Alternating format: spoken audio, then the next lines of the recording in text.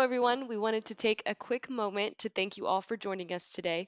This podcast was recorded and is made available to you by Whitley Penn LLP and WP Wealth LLP solely for informational purposes. The information, views, and opinions expressed in this podcast are general in nature and are not intended to be construed as the provision of financial or investment advice by Whitley Penn or WP Wealth. The information discussed in this podcast is accurate as of the day it was recorded, but may then become outdated over time. Please feel free to contact us if you have any questions, comments, or concerns in regard to the content presented. Thank you again for tuning in, and we hope you enjoy this episode.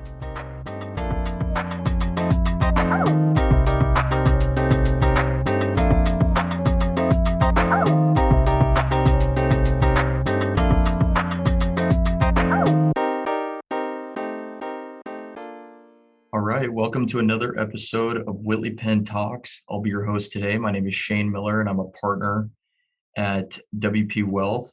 And I'm joined today by Bill Weston. He's a senior manager in our group.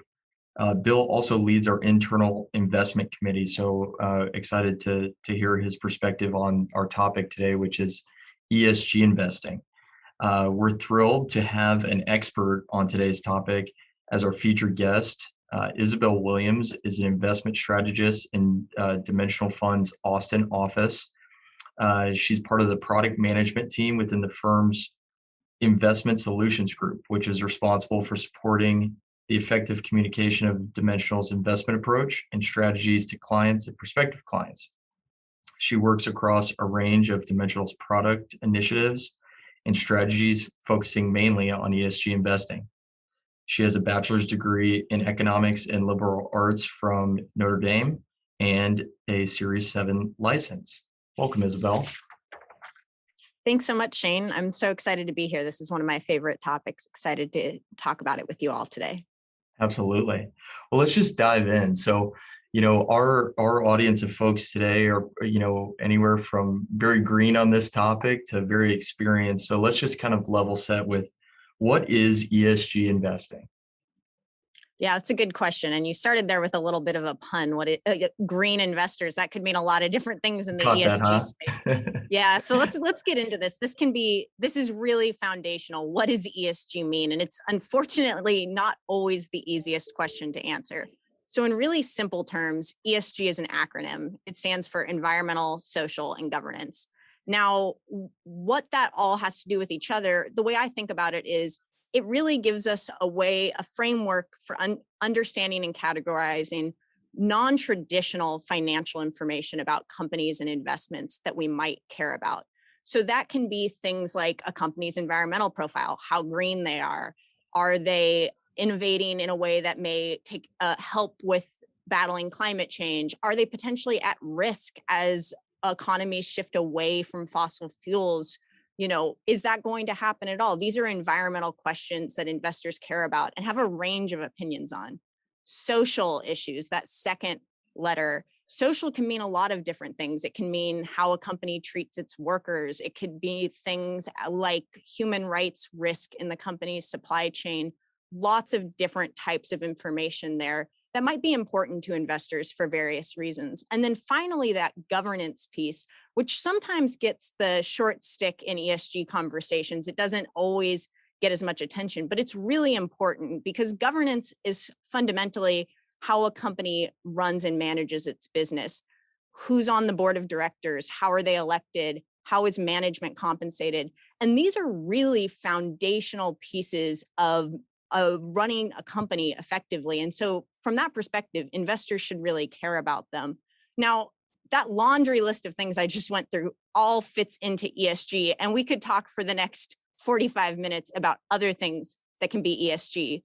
That said, I think what it's really important for people to understand is that it's just a way of categorizing these types of environmental, social, and governance information and risks, which can be relevant to investors. Absolutely. And, I feel like, of course, all those things are important to consider, in making investments. But it seems like this new criteria and the way that people go about investing and measuring this stuff is relatively new. So how long is, maybe how long has it been around, but maybe more specifically, how long has Dimensional been specifically doing ESG investing? Yeah, absolutely. It's an evolving topic for sure. This acronym ESG is really come into itself in the last few years. But that's not to say that this concept hasn't been around for a while. When we look back to even the 80s when Dimensional got its start, there were certainly movements around this concept that was an older acronym, SRI, socially responsible investing, which had a lot of similarities. So we think back to the 80s and divestment movements that occurred, particularly for large institutional investors. They may have decided they wanted to not invest in, say, tobacco companies in their pension plans, things like that. These are social type preferences that they were expressing in their investment approach. So that's an early form of considering this type of information. And of course, if we think about those governance concepts, those foundational elements of assessing a company's business structure, those things have been a topic of academic research and of investor interest going back at least that far as well. So it's been around for a long time, but what we see in the last certainly 10 years or so is a lot more investment strategies available to more types of investors that seek to specifically address certain environmental or social concerns. And we certainly see a large expansion in the types of issues that people want to address with their investing. And we've seen a lot of data be introduced to address these topics. And so with those different pieces coming together, the last 10 years have certainly been a big acceleration and expansion of this topic and this field, though it has deep roots in the investment community. Interesting. With all that expansion over the past decade, and also just that laundry list of items that you already threw out there at the beginning, I mean, how does Dimensional and these other asset managers, how do they package or really measure all those different factors that make up ESG investing? How do they include that into an investment product? Yeah, that's a really important question. It's a really challenging question. I think because of all those different things that can go into these ESG buckets, this is a critical piece, and not everyone can even agree on what is ESG. One person may think that certain environmental issues are high priority. Another person may think certain social issues should be the highest priority. So we have a foundational challenge there. And then when you talk about this idea of measurement, that can really vary issue to issue. There are some issues that are pretty easy to get an objective measure on. For example, if I care about board diversity at a company, I may be able to fairly easily find out how many women are on the board at a company. If I care about how green a company is, though, what does that mean? What variables do I want to look at?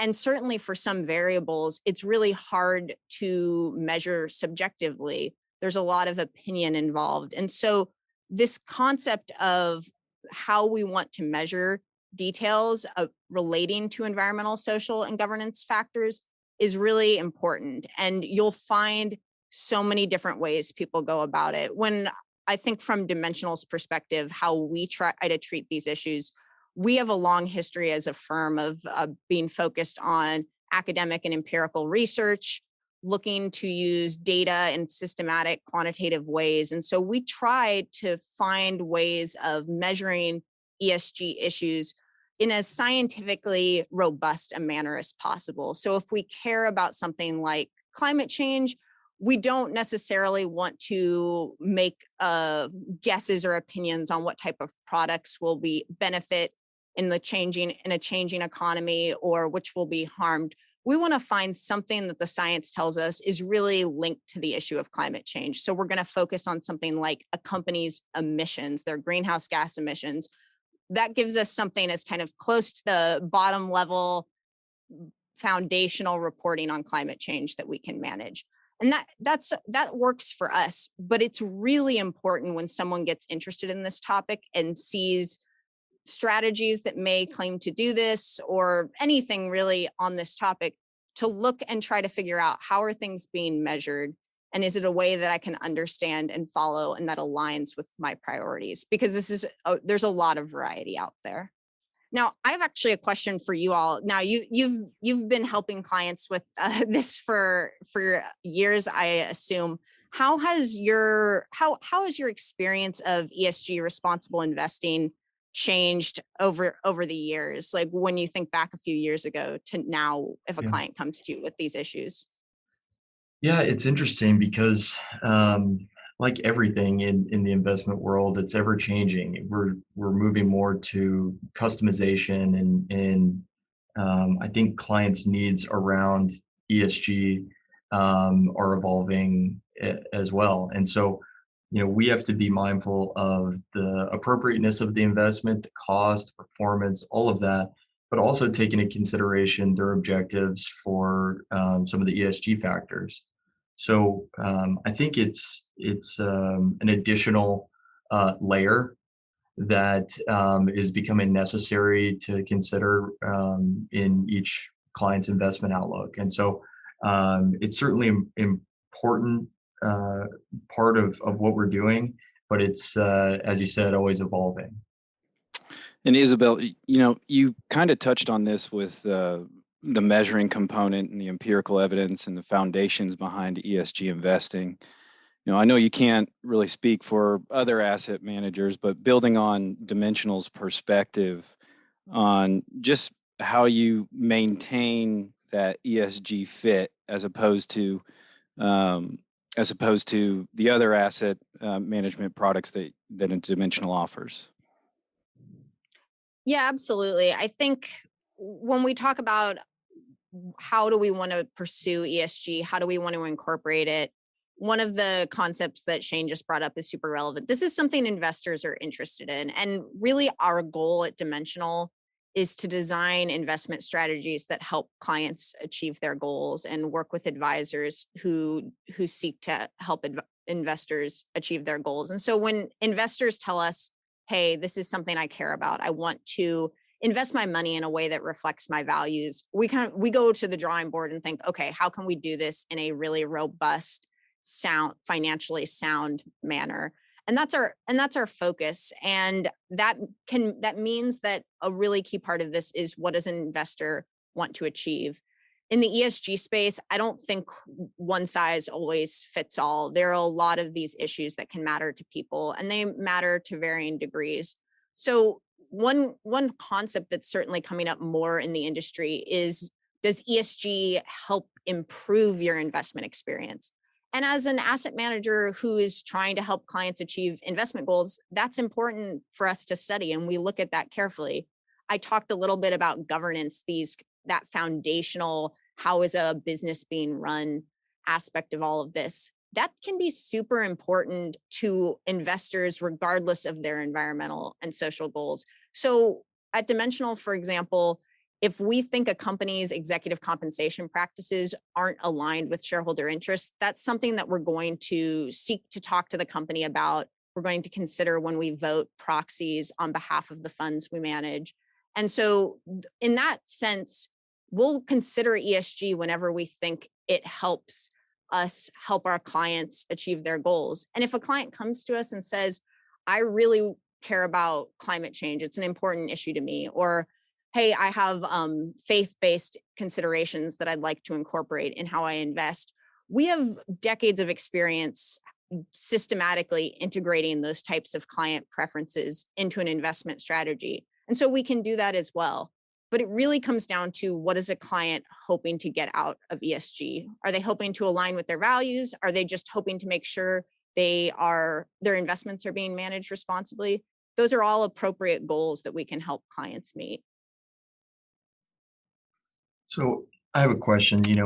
Often investors think about ESG, and one of their thoughts is, I'm not giving my money to such and such company, right? Are they correct in that way of thinking? And then also, how is that different, or how is ESG different from what you hear about as activist investing?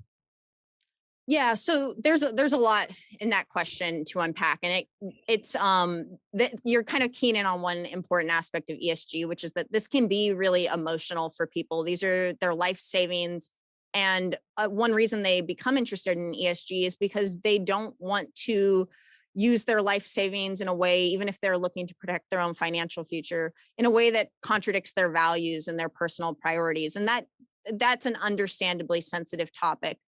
One thing that I think is important when we're talking about ESG investing in the way that Dimensional typically is we're talking about investing primarily in stocks and bonds. And we're not typically buying those stocks and bonds directly from the company. We're buying them from other investors on exchanges, that sort of thing. So this is really more complicated and more removed than just handing a company your money. When you're buying a company's stock, your typically primary way of interacting directly with the company is actually through voting. The money that you've invested doesn't go directly to the company in that sense. So when you're deciding whether or not to invest in the company, it's not really about giving them your money. It's deciding if you want your investment strategy exposed to that company's business, because the money that you take in, whether that be through long-term gains or through dividends paid out, is coming from that company's business. And you also will get the chance to vote, for example, for the company's directors and things like that. So you have a seat at the company's ownership table, essentially, even if it is a very small seat with a lot of other investors. And so that's the sort of way to think about this, which doesn't mean that you necessarily would like to be at that invested in that company. I mentioned a while back, tobacco divestment has been something that many investors have undertaken for a long time. Some investors may think, you know what, I don't want to profit from that. That's not something I want in my portfolio. And they may decide to exclude them. Another investor who also cares about the issue might decide, you know what, I want to vote at that company. I want to have a say in how their business is being run. And that gets us a little bit to your second part of your question, which is about how is this different from activist investing, or I guess really what is activist investing? And activist investing is really when you invest with the goal of shifting a company's business strategy.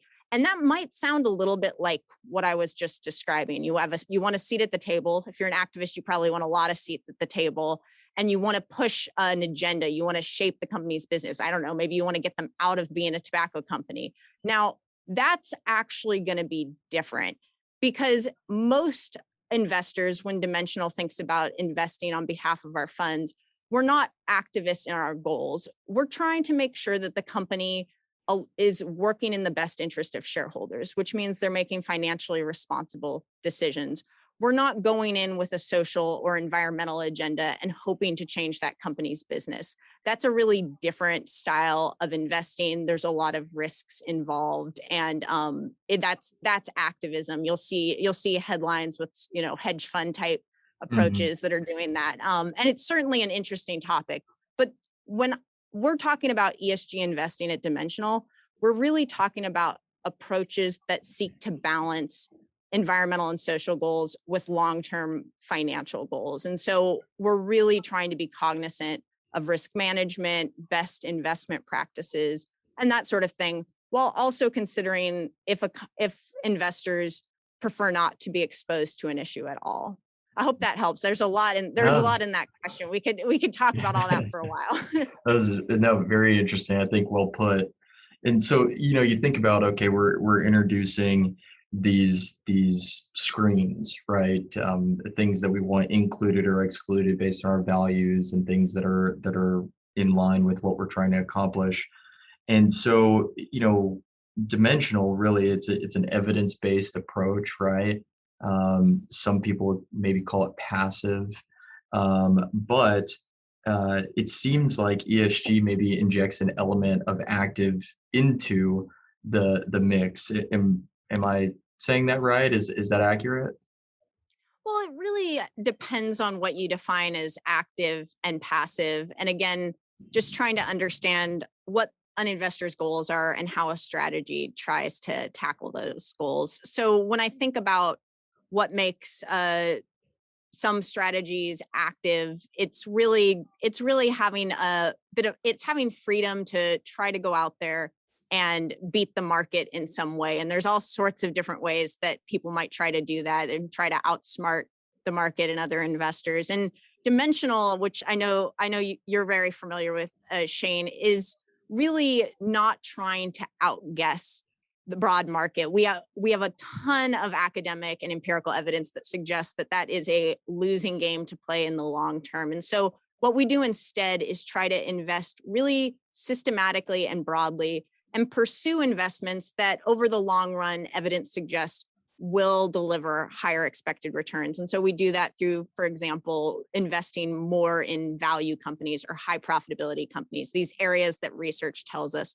deliver higher expected returns over the long term. And so when we add the environmental or social component to that, so then when we have a strategy where someone says, hey, I want to pursue a climate change focused approach, what we do there is something similar. We look to the science, we look to the evidence and say, okay, how can we incorporate a client's environmental and social preferences into this strategy? In the case of climate change, I mentioned we're going to be looking at, can we integrate information about emissions into this portfolio? It really just gives us another parameter. We're not pursuing companies with lower emissions because we think they will perform better over the long run. The evidence hasn't so far told us that to be the case. We're pursuing it because it's a parameter that an investor has given us. Similar to if an investor said, I don't want to invest in international markets, that would be a parameter that we could include. And so within those parameters, we're not trying to make bets and outsmart everyone. We're trying to be really systematic, really cost effective in pursuing what research tells us will be a solid investment approach. So it's not about outguessing. It's about setting up your parameters to meet investor goals and then being really focused in following evidence-based investing practices. So you've got all the good that dimensional brings to the table, tailored to fit your values. Perfect. Yeah, exactly. And that brings another question, when, or as an advisor here at WP Wealth, and for any advisor out there that is working with a client and helping them manage their assets, we go through a due diligence process in evaluating the opportunities that are available to them and making sure that it's a good fit or there's some sort of suitability associated with the client and what they're trying to accomplish. Is there anything different with ESG investing that needs to be considered, from the standard, you're looking at fund performance, costs, implementation, volatility? Yeah, absolutely. I think there's nothing different. In fact, I would say those same things apply even more, because when we're doing this environmental and social investing, as I said, these topics can be emotional. They could be really attractive. They could feel really good. But at the end of the day, this type of ESG investing is about pursuing those investment goals too. This isn't charitable giving. This isn't, making impact investments with really high risk, but high societal payoff. People are trying to pursue retirement, college savings, all those goals. And so I think when considering ESG investing, it's so important to still focus with your advisor on those foundational investment practices. So things like cost. Historically, we look back, that was often a big issue on these types of strategies. Look at performance. We've talked about the fact that this isn't really new, though it is developing. So what sort of a track record does a manager have? Is it one that gives you confidence? What is the investment objective of the approach? Is it intertwined with the ESG component? Is it compromised by it? These are really important questions. And I think part of why this approach, having an advisor to work with, can be really critical, because there is so much emotion attached to it. And there can be parts of an environmental or social narrative that might pull your attention from these foundational considerations of what makes a good investment approach. And it's really important to not forget that, because that's still the goal of what we're doing here, is to have a good long-term investment experience. What about taxes? I mean, obviously, taxes are very important here at WP Wealth and Whitley Penn. Are there any additional considerations for ESG investing? I think it really is similar to what the sorts of tax considerations that all investors need to think about with their advisors. How tax efficient is an approach? What is it going to mean for their specific situation? And again, that same idea of, even if this is a really exciting opportunity for an investor, working really carefully with an advisor to assess their unique circumstances and what moving to this sort of investing might mean. And of course, it depends on every client situation. But I think the real important consideration is to not ignore it, and to make sure it's a part of the conversation. This environmental and social type investing, it's a piece of the puzzle, but it's never the full picture of your investment experience, nor should it be. We have to think about it, your environmental and social goals, along with your long-term performance goals, your tax circumstances, maybe even other parts of your financial life, like charitable giving. And that's the sort of thing that an advisor can help an investor sort of sift through and prioritize for their unique situation. So I'm curious, we just went through a really challenging year last year. What would you say the impact of the pandemic had on ESG investing? It certainly didn't seem to slow down the level of interest in this sort of thing. And in some ways, I think it may have accelerated people's interest in environmental and social investing. And it certainly seems to, in some instances, have shifted the types of issues that people care about. And so there was a lot of concern for how are companies treating their workers. That became a lot of importance. I think some governance considerations that maybe people hadn't been top of mind for people became really important. A lot of investor concern and anxiety came from, what is the company going to do with this situation? Things are changing, moving around. I'm worried that the company will make the wrong step. And as an investor, one, that's an exhausting way to think about your investment portfolio. And two, it's not your job. That's the job of the board of directors at these companies. They're in place to effectively manage companies' businesses. And so it became really important all of a sudden to make sure that those boards were equipped to steer companies through a continuing to be really uncertain time. Were they designing effective pay packages for their executives? How were they managing the risks of the pandemic? These things became really important to a lot of investors. And so certainly the types of engagements we were having with companies discussed and focused on these issues.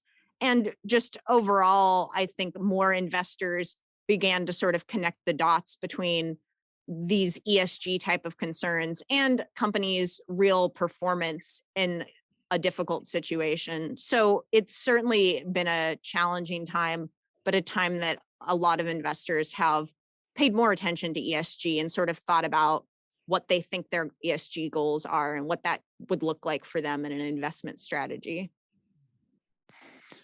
Yeah, and building on that, it seems like there has been a lot more attention. The ESG has been absolutely more in the headlines when it comes to investing. So it seems like there's catalysts for growth out there within the ESG space.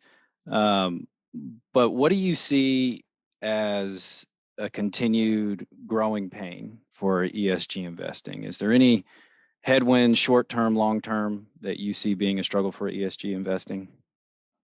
Yeah, there's a couple, and they're important ones. There may be headwinds for good reason. One would be going back to an earlier part of our discussion about how do we measure these things and what level of transparency is there in these topics. And I think that's really important. You have to look beyond the label of a lot of these ESG type investing approaches. People are attracted by a wrapper that speaks to exactly the social issue on their mind in the moment, whatever the headline topic is. And that's understandable. These are serious topics. These are your life savings. But just because something's been branded a certain way doesn't necessarily mean it's really achieving anything aligned with those goals. It has a good way of measuring those goals. And certainly it may not mean that it has a clear way of communicating to you, an investor, over the years, what it's doing. So that really does present a challenge to investors. And I think we are starting to see some give pause as they try to figure out, okay, so this sounds really good, but what am I actually getting when you tell me that this is a quote unquote green fund? Is other than the fact that the brochure is green, what is this whole thing about? And I think that's good. That's important, because you need to have clear reporting on these things. No one would buy an investment fund if I couldn't tell you what its performance was or what its fees were. And so by the same token, if something purports to be environmental, you should understand what that means. What sort of characteristics is it offering investors along those dimensions? So I think that data transparency issue, getting good quality data to measure these issues, that's an opportunity and a headwind, and something that people are paying a lot of attention to. Another one that I think is interesting, and it'll be interesting to see where it goes, is the fact that historically a lot of ESG investing has been offered through mutual funds, ETFs, that sort of thing. And when you're investing in that sort of structure, you're inevitably dealing with a little bit of a one-size-fits-all challenge. And I've said before, ESG is often not a good set of one-size-fits-all issues. People have different priorities, different issues they care about. But when you're investing in a mutual fund, there's a need to find a balance that will suit a number of different investors, so you can get some of those benefits of scale and present a robust and broadly appealing approach. And so, when I think about how Dimensional has approached that with something like a climate change focused fund, we know that's an issue of broad importance to people. We know we can focus on emissions data and reduce emissions exposure. That is a strong environmental theme that we can offer. But we also hear really consistently from clients and advisors that there are more targeted issues they want to address and pursue that align with their personal values and priorities. And so I think we'll start to see more types of custom, separately managed account type solutions that allow investors to kind of get in there and really personalize things to their own preferences. And that's an interesting opportunity set for sure, because it allows people to really be thoughtful and customized in how they think about these issues. Yeah, to your first point, and part of the reason why we've enjoyed partnering with Dimensional in the past, y'all have done an incredible job of delivering what you say this product is in this product. And so I'm sure that Dimensional won't have any issues with making sure that their ESG products truly are ESG products. And then speaking of what Dimensional offers, can you give us an overview of what's actually available within Dimensional from the environmental, sustainable, and governance perspective? Yeah, certainly. So I've alluded to a couple of times. One way we do this is what we call our sustainability funds, which are really environmentally focused in nature. And they do focus on that climate change piece by trying to reduce an investor's exposure to emissions. And so that's the focus of those portfolios. They're designed to still give a great Dimensional investment experience, but with the added goal of pursuing lower emissions exposure. And so that's something that in the case of those funds, we report on a quarterly basis. So that's something that people can get online, see the emissions exposure for those strategies. And that's really, I would link that closely to the E in ESG. Now, we also do social investment strategies, and historically at Dimensional, our social funds have been aligned with certain religious values, and that's certainly been a long-standing area of client concern. Certain faith groups have agreed upon or communicated investment guidelines, areas of the market they may not want to invest in. So we offer strategies that tend to align with some of those groups' priorities. And then, so if we think of that as part of the S, then we get to the G. And I really do think G is kind of the unsung hero often of the ESG story. And so for us, governance isn't a specific, we don't offer a governance fund, say. What we do is really consider governance everywhere. Across all of our equity strategies, we look at how can we effectively engage with these companies? How can we vote responsibly? Really, what are all the things we can do to help improve shareholder value through making sure this company has good corporate governance practices? So governance happens anywhere and everywhere across what Dimensional is offering. And then additionally, I've mentioned there's this move towards offering the ability to customize. When we talk about more custom solutions, that those can touch on things across the E, S, and G buckets, and people can kind of combine and look at different ways to do those things. Because at the end of the day, like I said, this is really about understanding what an investor's ESG goals are, because they're not all going to be the same. And then seeing if there's a solution that helps them achieve those goals while still making sure that they have that investment experience, because that is really why we're all here. It's to make sure that the retirement savings are there, make sure that the college savings are there, and all that sort of thing. So I personally know I get really excited about environmental and social topics, and it's such an interesting area. But at the end of the day, it comes back to, can we deliver a good investment experience that helps people prepare for their future? Now, I'm curious, because I think one of the reasons I love working with advisors on this topic is that they understand the nuances here and can help investors really prioritize this environmental and social topic amongst all the other things they have to consider. So if you have a client who comes to you today, and maybe they heard this podcast and they're interested in this topic, what's the next step? How does that conversation go from there? Yeah, that would fall in along the lines of many of the other discussions that we have with our clients and prospects about investing. Really understanding what it is that they're trying to accomplish. What are you saving for? What are you investing for? All those reasons that are driving the initiation of a relationship with us. It's really just trying to sit there and understand what's the foundation of that. And then once we determine what the foundation is, we can start making decisions about any ESG opportunities that would make sense for them. Maybe it does come into a more customized solution through SMA. So really just going through a formal discussion and understanding what's at the root of that will help us identify and place them or put them in the right direction. Right. Well, Isabelle, is there anything, that you'd like to maybe share with our audience about, if you have interest in ESG investing, what are some good resources? Where do you start if you're just trying to kind of dip your toe into the ESG world?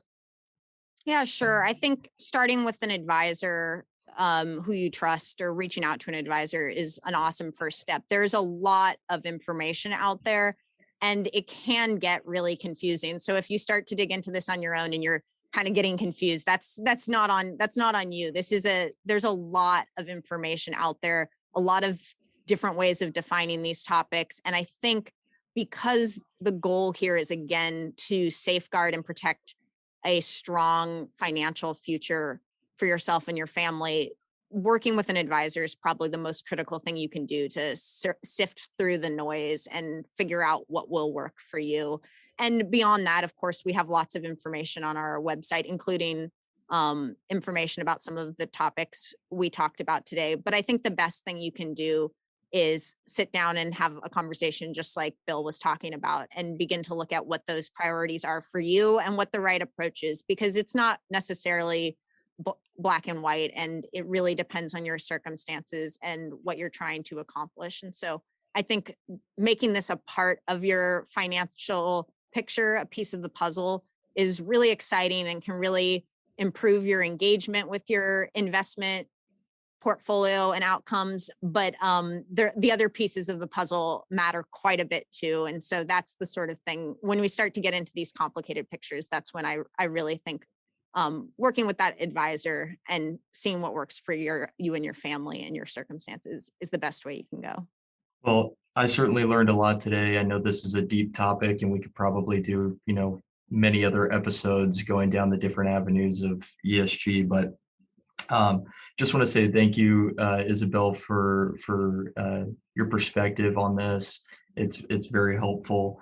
I appreciate our audience for tuning in, and if you would like to follow our channel, subscribe wherever the podcast is posted.